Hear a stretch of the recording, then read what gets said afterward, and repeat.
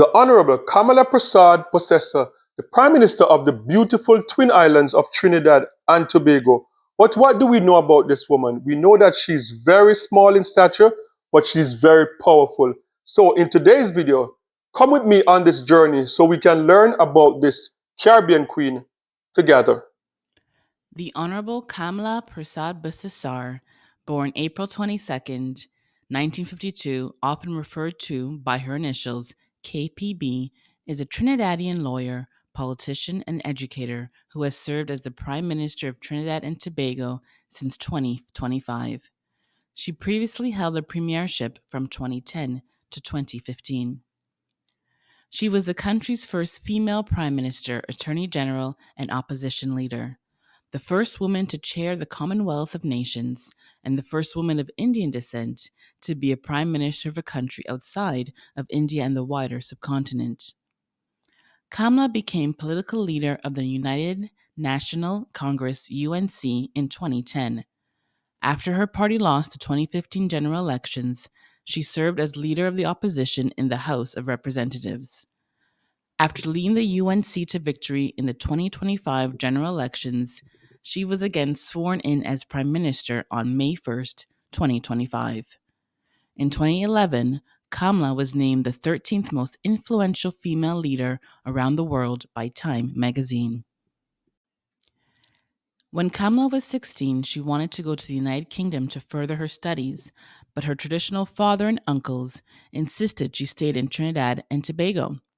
However, her mother eventually convinced them to send her, and Kamla then left Trinidad at the age of 17 in August 1969 to attend Norwood Technical College in West Norwood, London, England. While in college in England, she worked as a social worker with the Church of England's Children's Society of London. By the time she left Trinidad, Kamla had already met her future husband, Gregory Bissessar, and he was already in England when she was attending college. They married 2 years later in 1971 when she was 18 and he was 22.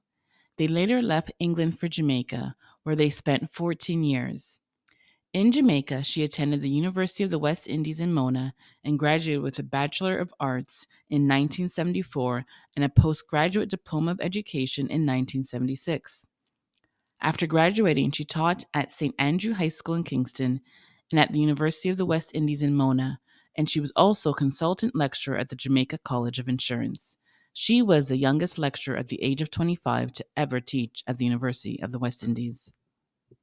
So the reason why I wanted to do this video is because I've been following the election in Trinidad and Tobago from day one.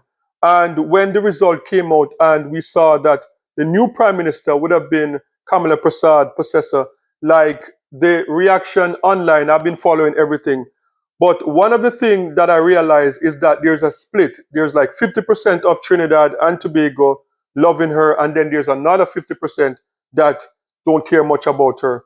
But when I'm going through some of the comments online and in a lot of the videos that I did in reaction to her being elected, a lot of the criticism was not based on her ability to run the country, but personal attacks. So I just, on seeing those personal attacks, I said, you know what, let me go and do some research and learn more about this woman. And to my surprise, because some of the attack online question her ability in terms of her education, they talk about that she's drunk, she's a drunk, and stuff like that. So going online, to my surprise, and seeing her background, that she's the first attorney general, first opposition leader, and of course, first prime minister of Trinidad and Tobago, and this was not her first time. And also her educational background, to see that she was an attorney and that she studied in England, she studied in Jamaica. She was the youngest lecturer at the University of the West Indies in Jamaica. And so those information, I went and I searched and I found those information. So for me, I think it's very unfortunate with some of the reaction, the negative reaction. And I believe that she deserves the opportunity to, just like the men that run the country, Trinidad and Tobago or any male leader in the Caribbean, she needs to be judged based on what she does, her leadership, and if she's not a good leader, then judge her based on that, but not based on that she's a woman and try to smear her character and stuff like that. So that is why I really wanted to do this video. And it's 2025. I've seen a lot of comment in the comment section where people are saying that why are we in the Caribbean allowing women to lead us?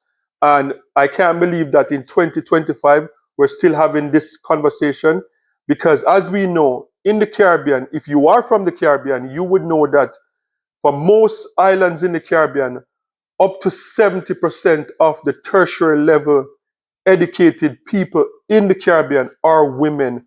A lot of women CEOs in the Caribbean. So this is not like trying to break a glass ceiling. The glass ceiling was broken like 20, 30, 40 years ago. Women have been killing it in the Caribbean for a long time. So this is not new. So, it might be a personal preference, but I think it's 2025.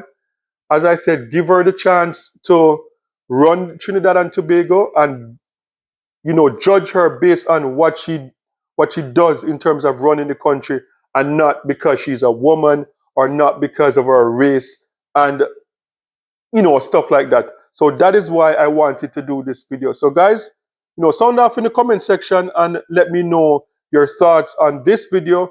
And I really hope for the government to be successful, because one thing with politics, I know that sometimes you might be like a supporter of the PNM, but I think it's crazy. I think it's crazy to, like, if you're a supporter of the PNM party and you see the UNC government in power now, and you're hoping and praying for their failure so that your party can get back in power. I think that in 2025, that is a crazy way to live, because if she fails, Trinidad fails.